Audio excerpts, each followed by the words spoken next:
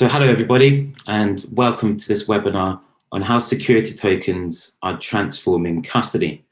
I'm Ivor Colston and I'll be moderating the discussion today. So what will this session address?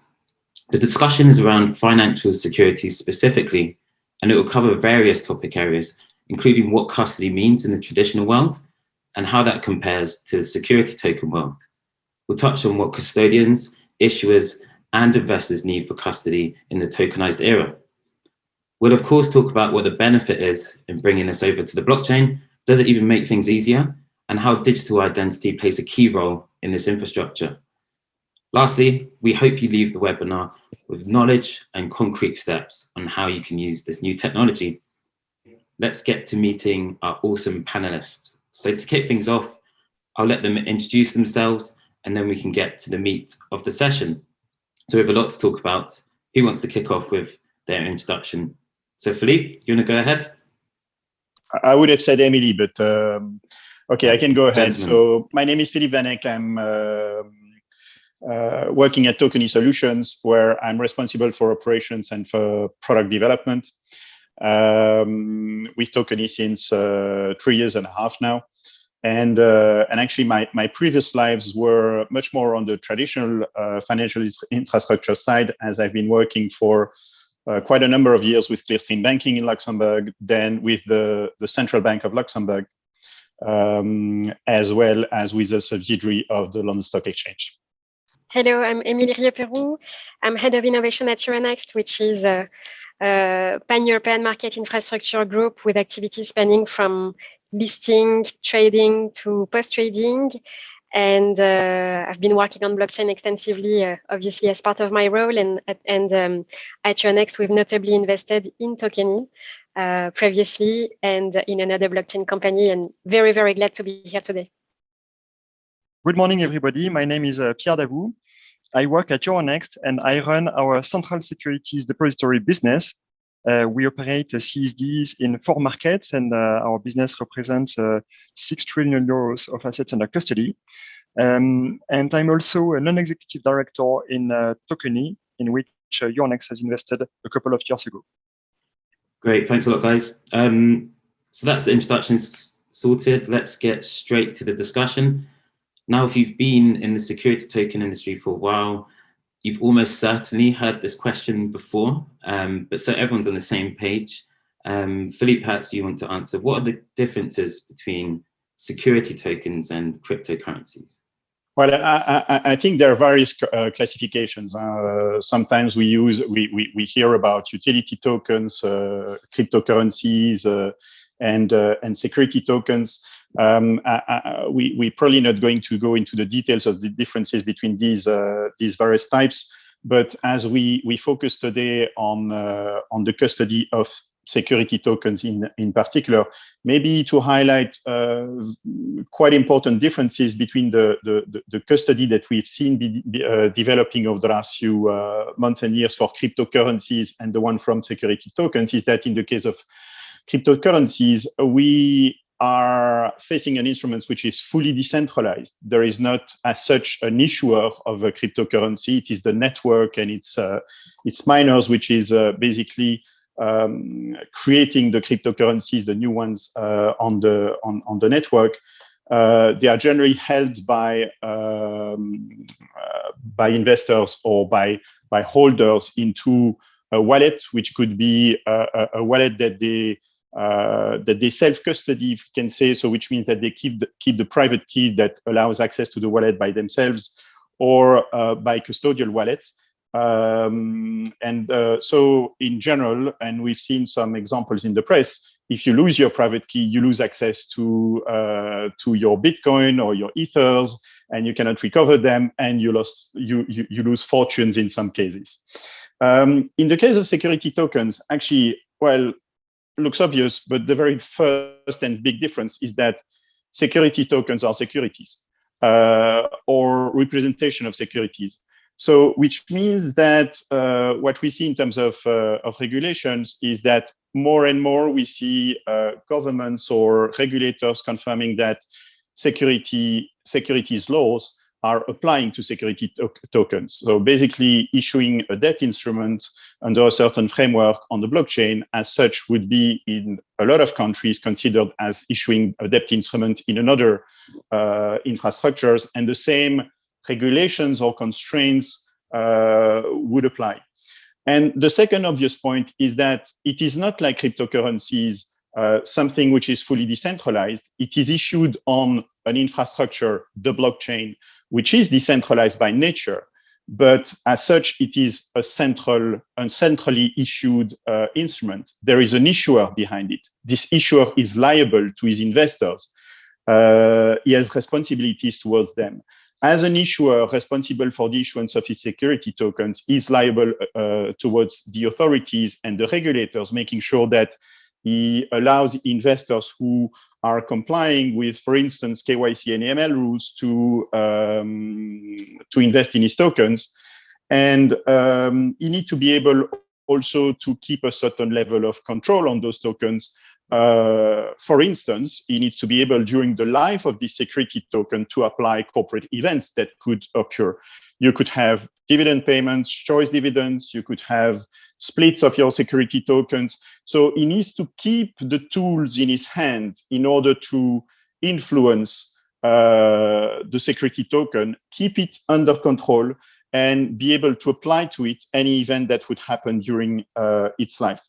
And so that's why very often those security tokens are very often, most of the time, those security tokens are actually issued as we call permission tokens, using a framework of control which allows the issuer to keep a full control on those tokens, to allow only investors who are compliant to invest in those tokens, and which allows him to take action on the tokens during its life.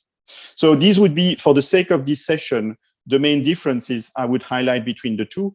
It has as a consequence that while for security token, for cryptocurrencies, most of the time you try to secure the wallet of the investors to make sure that they can still access their tokens. And that is what some custodial wallet providers are providing. In the case of the security tokens, it is equally, if not even more important, actually, to secure the access of the issuer to the smart contracts of the tokens, so to the root of the tokens, in order, as mentioned before, to keep control on it and to be able to act upon it. Okay, too long already, I'm sorry. No, thank you, Philippe. And I think we had to make that differentiation a lot in the beginning years, but as the industry becomes more and more adopted by institutions, it is becoming, I think, less and less of a need. And just another question for context, what exactly do we mean by custody? Pierre, do you want to answer that question? Sure. So I can start by highlighting what custody in the traditional world means, and then of course would be interesting to have Philippe's view on what custody in the future world means.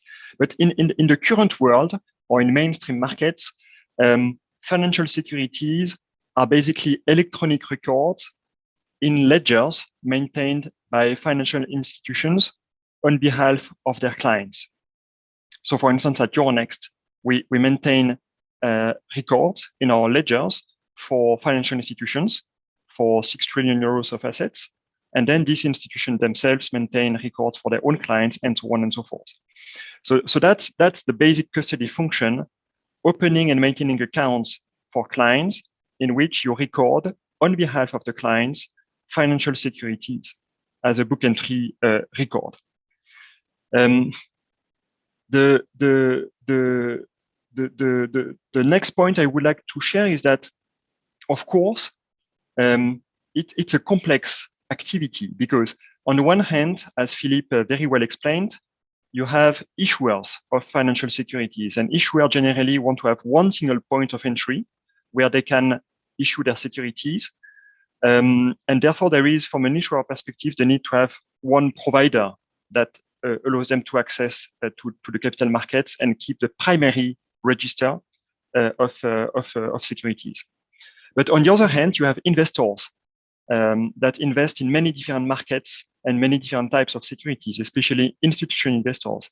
And these investors generally need to have, in the current world, one intermediary that maintains records of their holdings across all asset classes and all geographies, because it's very painful for a large investor that wants to buy securities all over the world to connect directly to each of the local market.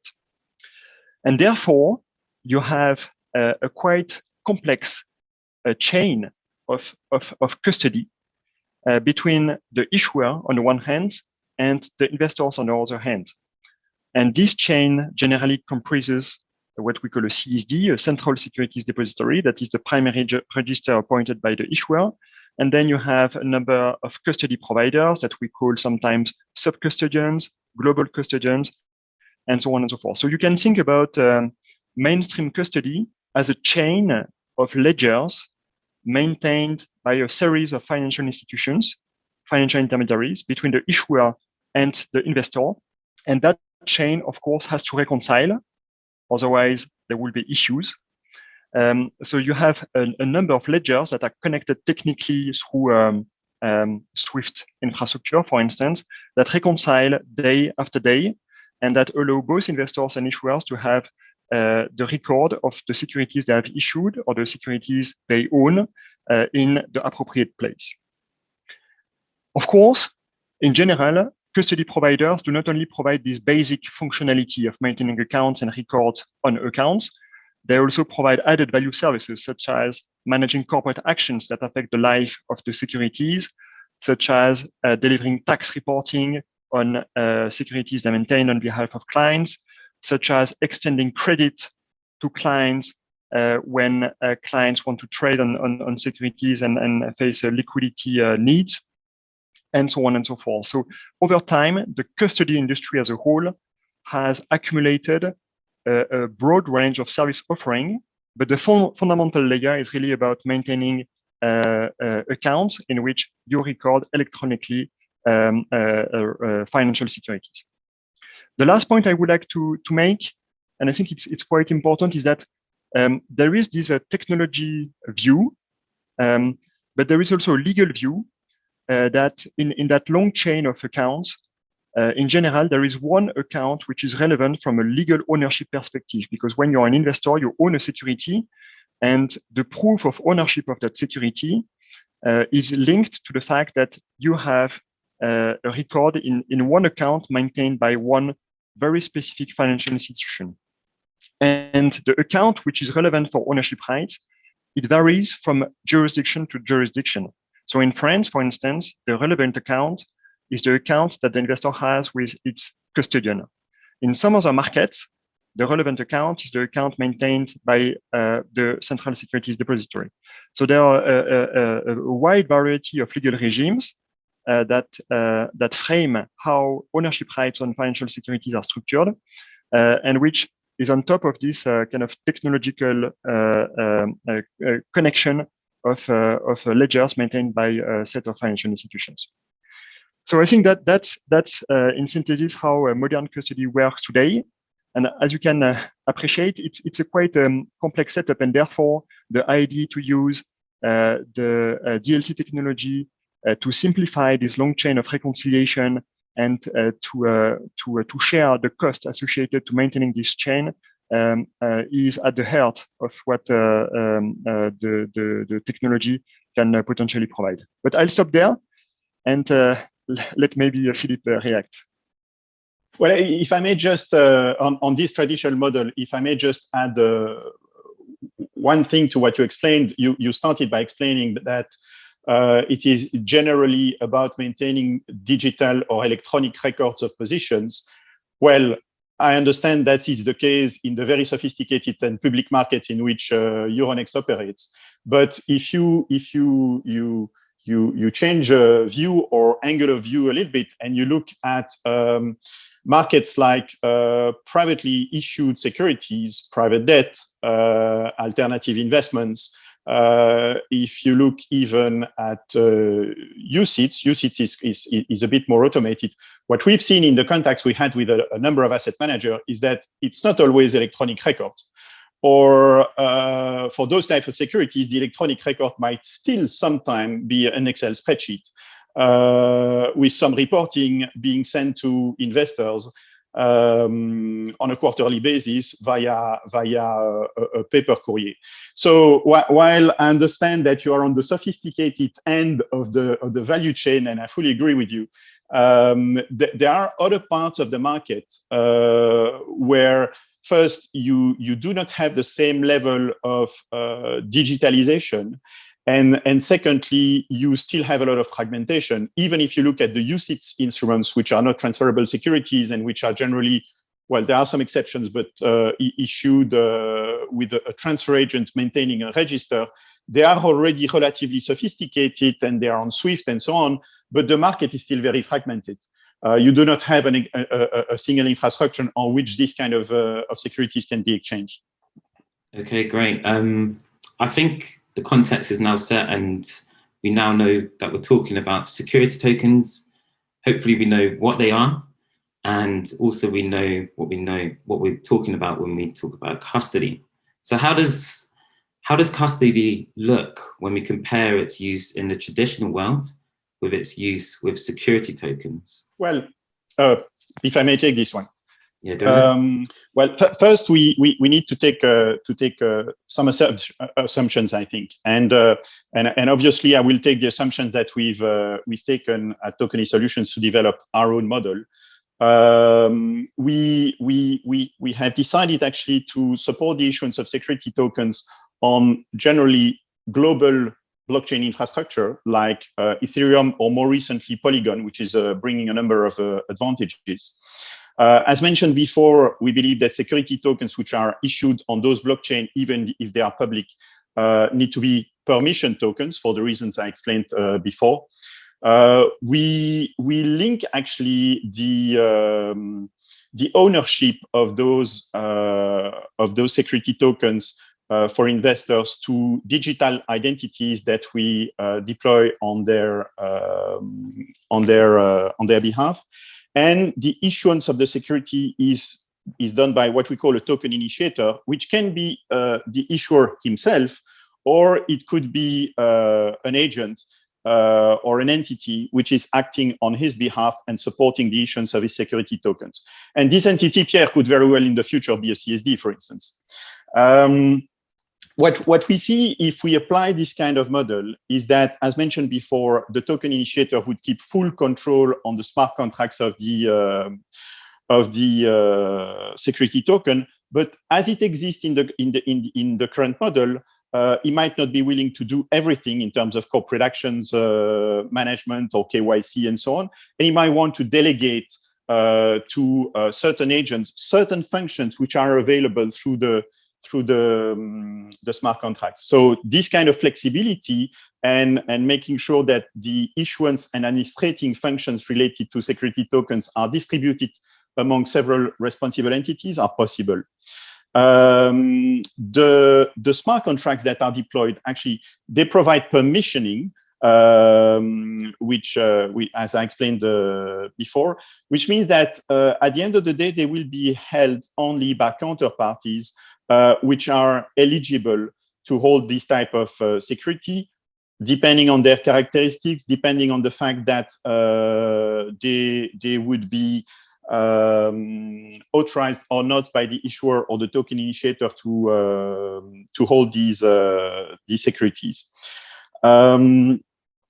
A very interesting point also is that in the way those smart contracts are built, actually the integrity of the issue, which is something which is part of custody in the traditional world, is ensured by the smart contract itself. So the smart contract itself will at the same time embed the total number of shares which have been issued, as well as a record of the number of shares which are held in the different wallets of the various investors. And this is permanently, by design, synchronized and, if you want, reconciled. in a way. As mentioned before, those tokens would be associated to wallets. One of the characteristics on the blockchain is that you can have your own wallet of which you keep the private key and on which you act by yourself, either. And then, as mentioned before, if you lost the key to access your wallet, either you will be losing access to the securities which are linked to it. Although in the case of security tokens, that can be compensated. But there is also a possibility for third parties to provide so-called custodial wallets, so where they would ensure this function of safekeeping, which is part of the traditional custody function, but only safekeeping by keeping this private key on your behalf and having it activated anytime you take an action on your position. So if you instruct a transfer, you can yourself instruct a transfer, but the custodial wallet provider will actually sign this transaction on your behalf on the blockchain and have it executed. What we see as main differences compared to what we see in the traditional model is that at the end of the day, it allows the possibility to have all investors' positions kept on one single register, one single ledger. And it allows actually in that respect to reduce or eliminate the custody chain that Pierre was mentioning before. There is, in that respect, also a potential for the issuer to have a look through this chain, in particular if it doesn't exist anymore, and to see who is it direct investors are. And we know that in the traditional world and for investment funds in particular, you very often meet some issuers who are lacking this direct relationship with their investors. It also means because you have a direct relationship and you see directly who the investors are as an issuer or a token initiator, that in terms of corporate actions, whenever you start applying corporate action, it doesn't have all the way through this custody chain and being communicated to a global custodian, then a local custodian, then the investor, possibly collecting his information who go back the other way of the custody chain. There can be also a direct communication between the investor and or the issuer or his agents and the investors. And I think what is important is that it doesn't mean that the roles which are ensured in the custody chain today would be cancelled. It means that by having a party being able to provide the safekeeping element to an investor, you could still have a role for other parties to provide all the other value-added services that Pierre was mentioning about. So regulatory reporting, tax reporting, possibly collateral management services. And basically by unbundling this safekeeping element and the value-added services, you give more choice to the investor to choose the best provider they want for each part of this bundle of service, which are generally packed into custody in the traditional world. So, well, that would be the main differences I would highlight at this stage, but I'm sure Pierre or Emily would like to react to that. Yes, on my side, maybe the way I would summarize the change which is now coming, it's first about mutualization, because today each of us, meaning the custody providers, maintain their own ledgers, and what custody for security tokens may look like is having a mutualized ledger, so the blockchain on which we collectively rely. So there is a mutualization element, which is very important. The second very important point, and Philippe, I think you mentioned it quite well, it's unbundling. It's unbundling because we may well have a mutualized ledger, but then the different functions that are today bundled and intimately connected to the fact that each of us provides a ledger will be unbundled, and therefore you may have the different functions that are today grouped as a service by a CSD or custodian, etc., a bit degrouped and different service providers providing them, which will bring choice to investors. But the third comment I would like to make is the roles that exist today. I mean, most of them are legitimate and will continue to exist. So let me just take an example to illustrate this. Let's imagine a crazy world where all financial securities are in the blockchain, right?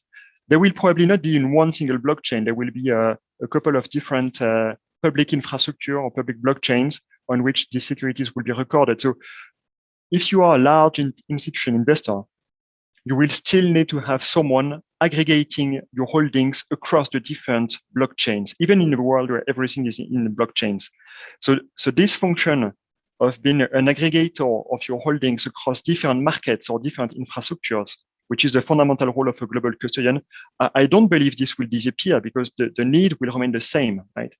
And we could do the same reasoning for many different functions that exist or that are performed by intermediaries today.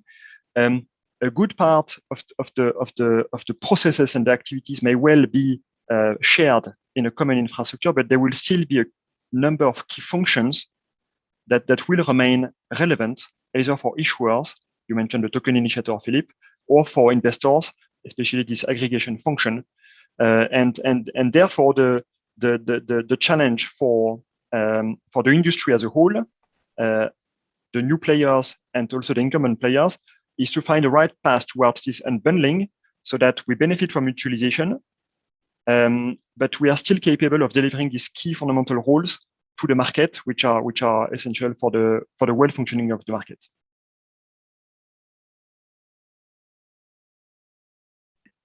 Yeah, thanks for your answers. And I think to pick up on your point that you alluded to, Philippe, having a kind of functional identity system is a real kind of key difference between the two worlds. Without that identity system, the issuer doesn't know lost tokens are owned by a particular individual. So if security tokens, if the tech is set up correctly, we won't see tokens that are completely lost, like we have seen with cryptocurrencies and all those headlines.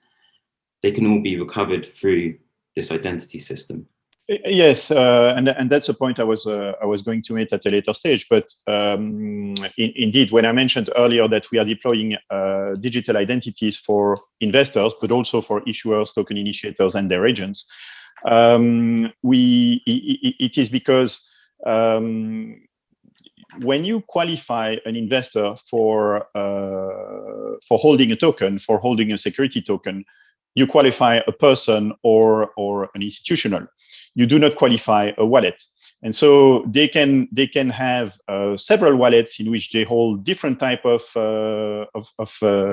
security tokens, some of these wallets being custodial wallets or some being non-custodial wallets. But at the end of the day, they need to be attached to an identity, and it is in this identity that we record the proof that you, for instance, Ivor, would have been allowed to hold token A, or that you would be a member of a trading platform B. And that's indeed what allows also, coming back to the earlier point we made about, oops, I lost my private key, oops, I lost access to my token. That's what allows us also to avoid that, because if you can, through your identity, prove to the token initiator or his agent that you've lost the private key to the wallets where you're holding your tokens, and you can identify yourself validly. There is with security tokens, and knowing that the issuer keeps control on the smart contracts of the token, the possibility actually to destroy the old position you had in your old wallet and allocate it to a new wallet that would be linked to your identity again. Coming back to your point, Pierre, this system of identity allows also, to a certain extent, the global view that you were talking about. Maybe not yet, although we're working on it across several blockchains.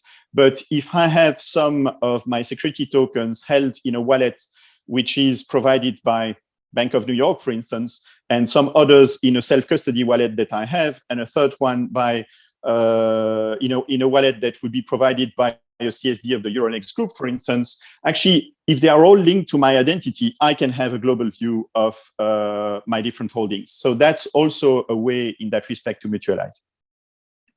And on top of it, you don't have to go through the very same KYC process across all the different service providers, intermediaries that you're using, which is massive in terms of potential advantage. Yeah, exactly. In the way we've deployed those digital identities, actually at this stage, we put on the blockchain the proofs that you've been identified, the proofs that you have been qualified to hold certain type of tokens and so on, but it is associated to some data which is safely kept outside of the blockchain, which would be the typical data that you would be using in order to KYC yourself with provider A or with provider B, as well as the documents.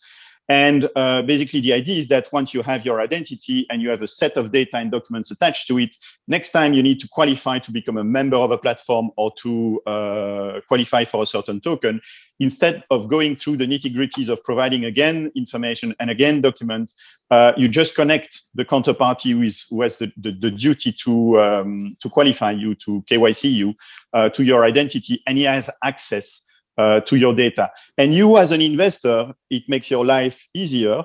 It makes the life of those KYC agents, let's call them like that too, because if I'm, as an identity holder, I change my address, for instance, and I go living from Luxembourg to North Korea, actually, I will change that in the data associated to my identity, but all counterparties who have whitelisted me in the past will receive a notification that I changed domicile and that I'm now living in North Korea, and they might decide then, because it's still their responsibility, to take action upon it or not.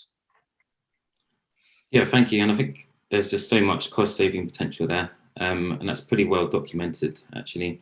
That all makes sense. So I think moving on to a more kind of practical topic, and sorry, Emily, I haven't directed any questions at you yet, so this one's for you. What do custodians, issuers, and investors need for custody in the security token world?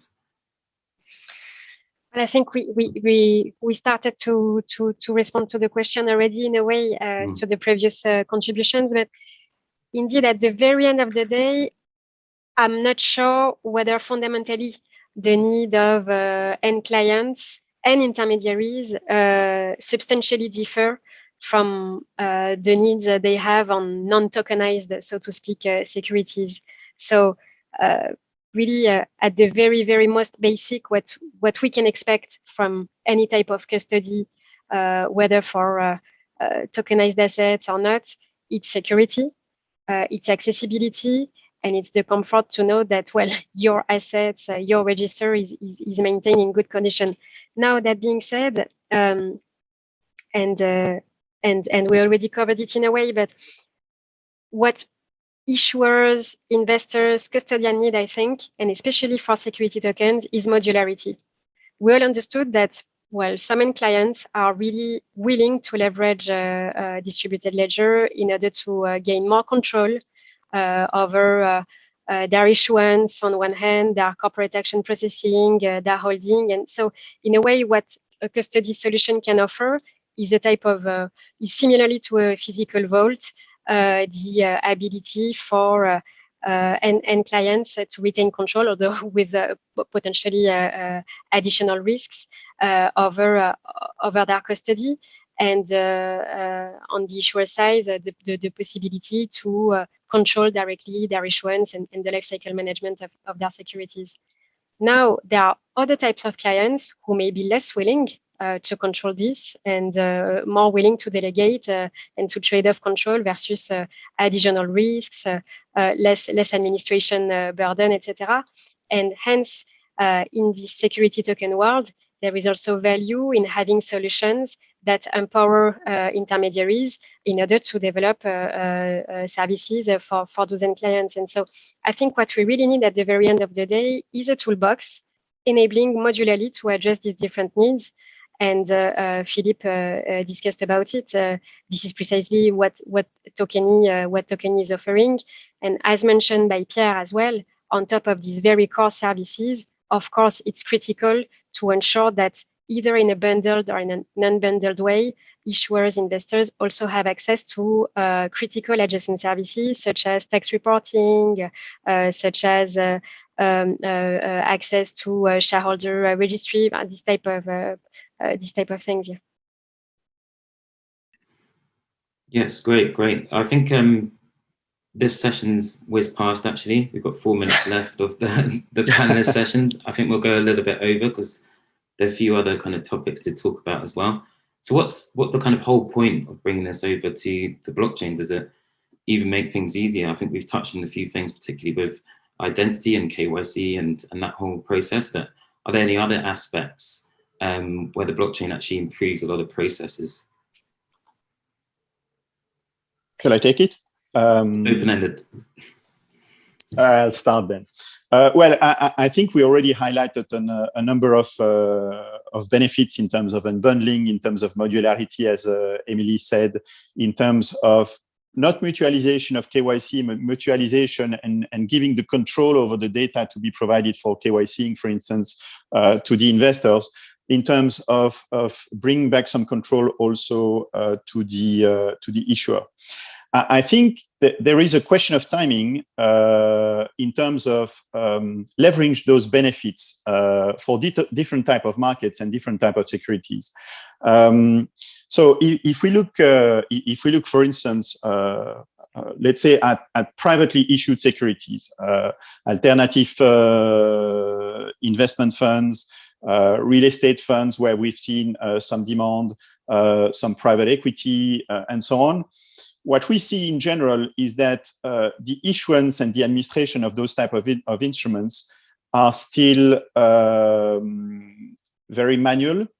It is instruments which require a certain level of flexibility depending on their characteristics. So they do not fit into, let's say, the big traditional financial infrastructures. So they need flexibility. There is a lack of automation. There is a lack of digitalization. And there is generally transferability, which is extremely difficult, if not impossible, for the investors.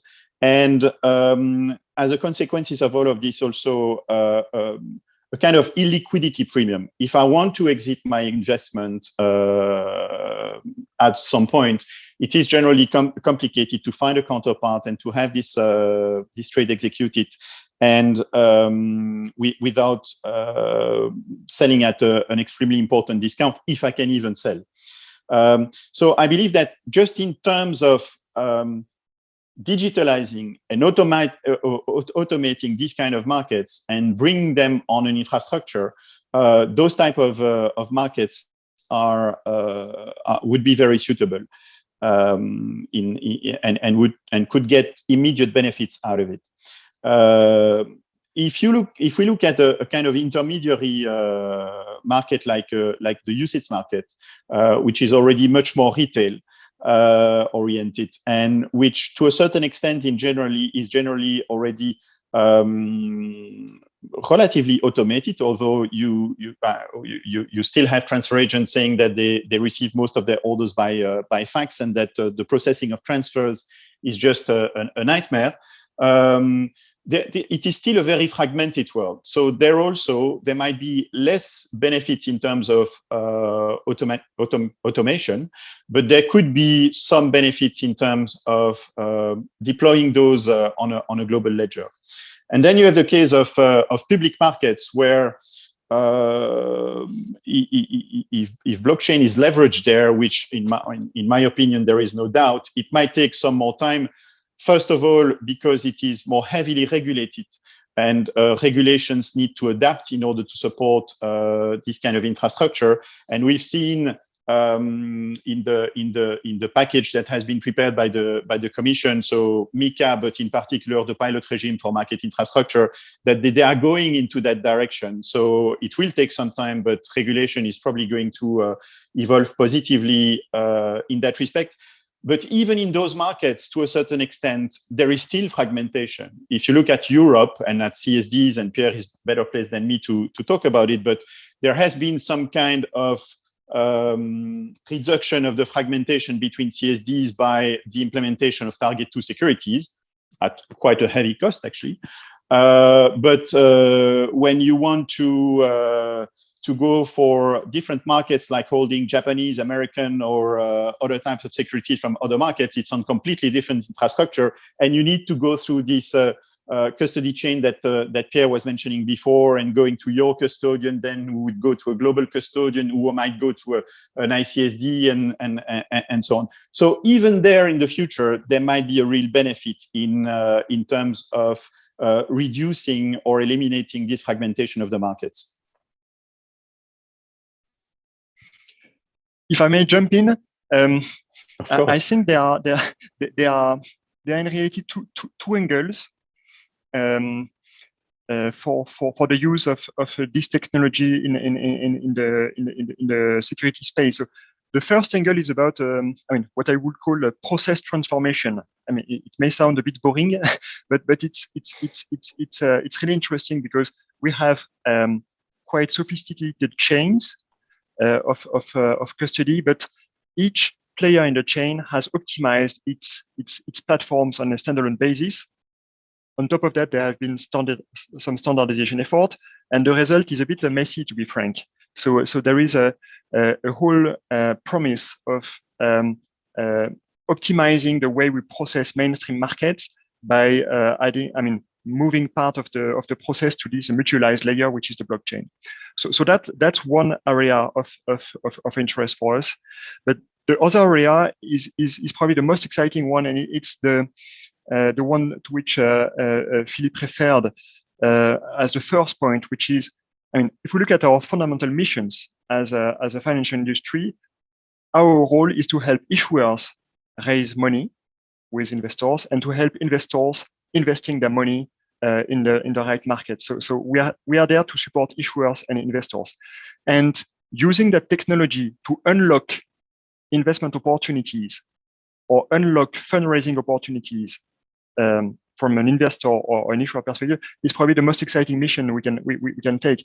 And if you think about these asset classes, where today it's paper based, and therefore it's really complex for investors, to buy securities. It's complex or costly to transfer the securities once you own it, etc. This is the space where I truly believe that the blockchain technology can unlock, right, investment opportunities and fundraising opportunities, and that's the positioning of Tokeny, which is great, right? Of course, it's not just about pipes and infrastructure. I mean, to raise money, you need the right infrastructure, but you also need to have the right advice. You need to be able to do roadshow to reach money with investors, etc. So it's not just about the infrastructure, right? But the infrastructure can contribute to it, and the specific use of blockchain for that is certainly a very good use case.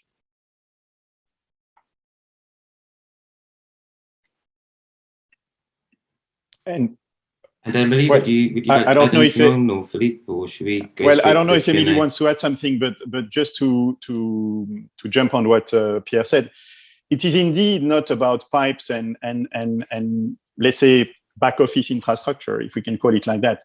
Although we've seen so many examples in the past of trading benefits which have been lost in the back offices because of bad reconciliation, because of bad timings or too much timing in executing trades, because of lack of provision and so on, that this pipe and back office stuff has still some importance. I agree. And so, sorry, Emily, I'm sure you wanted to add something. I agree totally. I mean, with you, Philippe, pipe is not the sexiest word, of course, nor the sexiest concept, but at the very end of the day, unfortunately, this is where many costs materialize for both issuers and investors. And so indeed, having the ability with the technology to improve those pipes is great. And frankly, I mean, when we are looking the overall transaction costs, I'm going to take on the cap of a market infrastructure operator, but when you look at the overall transaction costs for securities and derivatives, I mean, pipes account for, on securities, it's about 1/3 of the costs. on derivatives, it's about 2/3 of the costs. It's substantial, and so indeed, I think there is a great value in this. Maybe bouncing back to a comment you made earlier on, Philippe, on the need for regulatory clarification. Truly, I believe that what's going on in the European Union at the moment we speak, with a dedicated framework being pushed by the European Commission, being discussed at the moment we speak at the level of the European Parliament and Council, will improve the overall level of comfort that end clients and their intermediaries have when faced with blockchain technology. Because at the very end of the day, what I think is a key constraint for the time being is the fact that we're talking about a technology that applies to critical functions such as record of ownership. I mean, we're already talking about the basic role of financial markets, without which nothing is possible.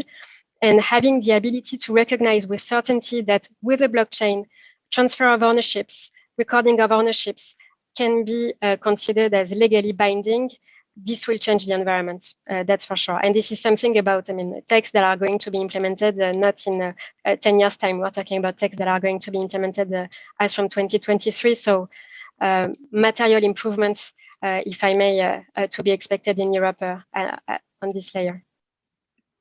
So I'm just conscious of time. I think we've gone a bit over there. Thanks a lot for the panelists, and that was a really interesting discussion. I think we touched on a lot of really interesting points there. Hopefully some useful information for our audience. And I think now is the time to go to the Q&A. So we have about 10 minutes left for the session. I'm going to start by asking a question from Louise Gullifer. So in the current intermediated securities structure, there are two important features. One is the holding of securities in omnibus or pooled accounts, and the use of securities held in this way for securities finances purposes such as stock lending. Both of these have the benefit for the investor in reducing custody costs and the benefit of liquidity for the markets. So do we envisage these features being part of the tokenized securities custodial market? Would anyone like to take a stab at that question? Yeah, well, if I may, that's one of the key the key benefit of using blockchain is that literally you can represent digitally any type of assets and enhance its transferability, its usability. And so literally what it means for security tokens is the ability to use them with more easiness, more efficiencies as collateral, for instance, and there are numerous initiatives going on in this space, and clearly this is one of the great advantages. I don't know if you want to add something, Philippe and Pierre, on this very vast topic.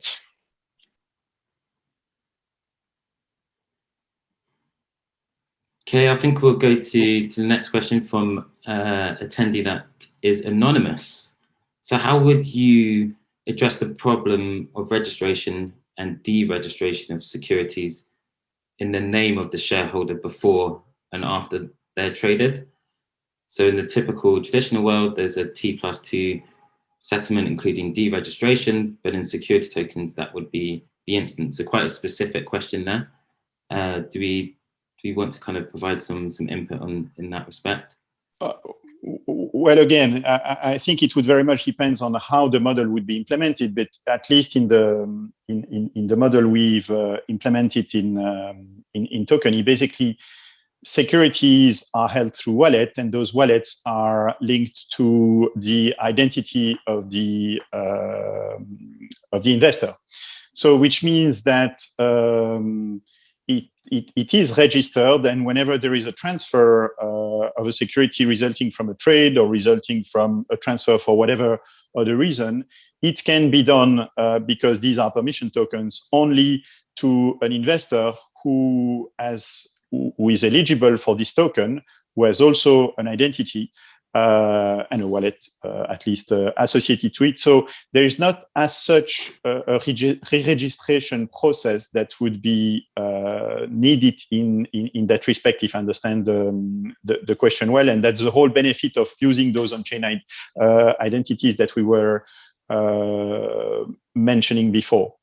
Now, it doesn't mean that we did not implement some levels of controls for issuers or their agents, and in particular for private markets where there could be some, let's say, some constraints to apply to transfers of positions like veto rights or preemption rights of these kind of things.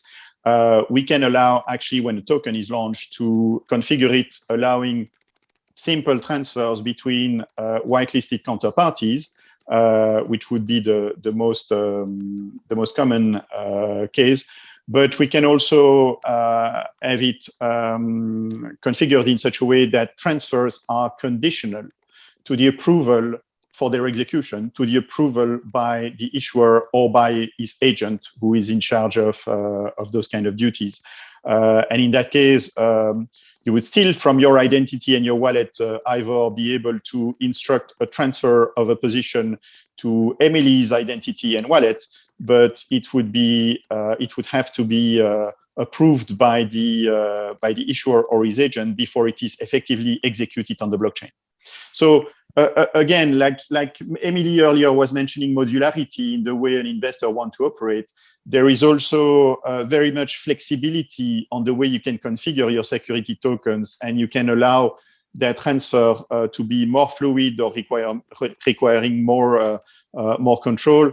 That's one of the beauties of this infrastructure. It is that it allows flexibility in the way those securities are deployed and managed.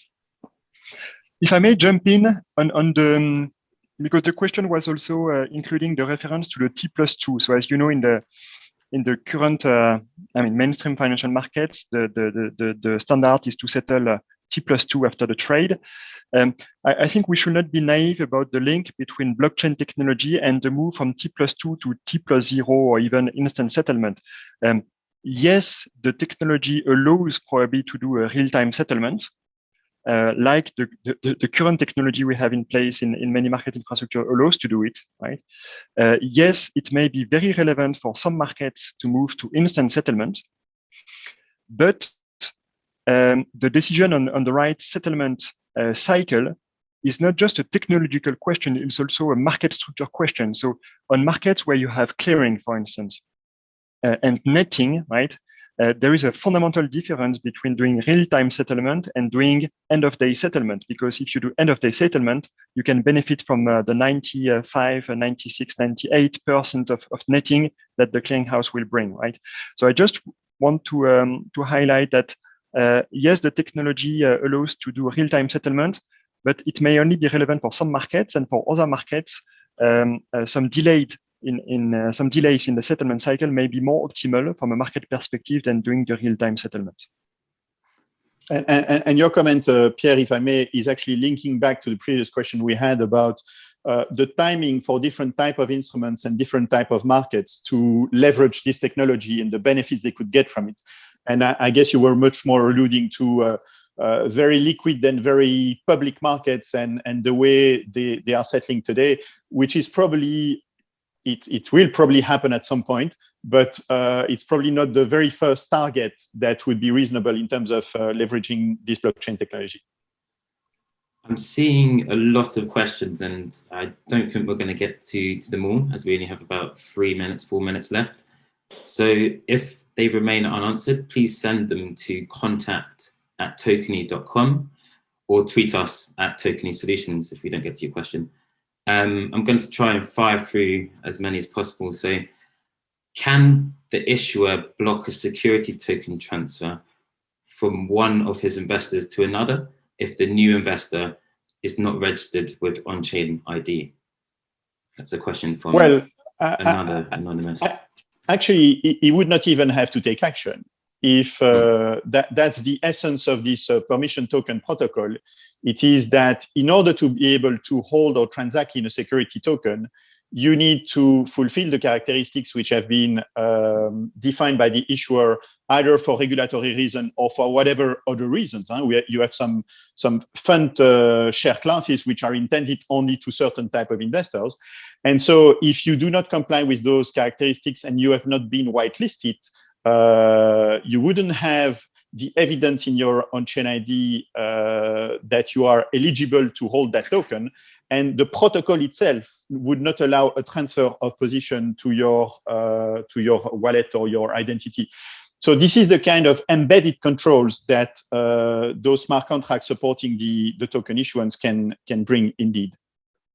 And then you have the next level, which is the one I was explaining before about conditional transfers, where as an issuer, you might even want to be able to block transfers between two whitelisted counterparties for whatever other reasons. Okay, great. So next up, can you please, this has got two upvotes here, so can you please confirm the level of technology to be onboarded by a custodian who'd be willing to service clients in the blockchain?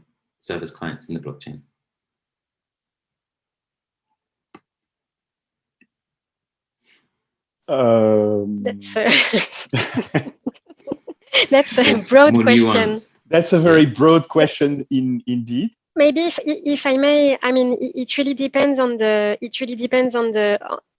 custodians. And that's actually a fascinating topic because, as you may imagine, this is something that we are discussing with many custodians. If you're referring to security, standard security custodians, so to speak, and regulated players, some of them are clearly, I mean, developing their own in-house technology solutions in order to handle security tokens, and others are more willing to act like a shop. Routing their clients towards the most relevant solution and service providers, external service providers and external solution providers that they have pre-validated, of course. And so clearly, we can see that here again, there is a wide variety of approaches amongst this custodian industry, and likewise, referring back to the comment on modularity, this is clearly something that resonates with the overall modularity enabled by blockchain. But maybe Philippe, you want to be a bit more technical, or Pierre? You've got 1 minute. Well, indeed, it would probably very much depend on the function that that such an entity would like to take in the value chain. We talked about unbundling before. There are some ready-to-use solutions, actually, or white-labeled solutions, and even the Tokeny solutions are always provided in a white-labeled fashion. But there are some white-labeled solution for providing custodial wallets, for instance, or this kind of functionality. It depends on the legacy system they would have to interface with. Generally, most of the providers have developed APIs which can be relatively easily integrated. There might be also a question of a regulatory question, because we see more and more a number of countries issuing specific licenses to provide safekeeping or custodial wallets for those type of assets. We've seen that in Luxembourg. We see that in Germany. I think you have that in France too. So it's indeed a very broad question, and it would need probably a specific call with the person involved in order to clarify that. Yeah, makes sense. So the hour's up, and that's all we have time for today. Thank you to everyone that's joined and been also super engaged as well with all your questions. Thank you, of course, to our brilliant panelists for making the discussion super insightful and interesting. Hopefully we answered some of your questions about custody and its role in the tokenized era. If not, drop us a line at contact@tokeny.com. That's contact@tokeny.com, and we'll get back to you as soon as possible. Thank you, everyone, and speak soon. Thank you very much. Goodbye. To all of you. Thank you. Bye. Bye-bye.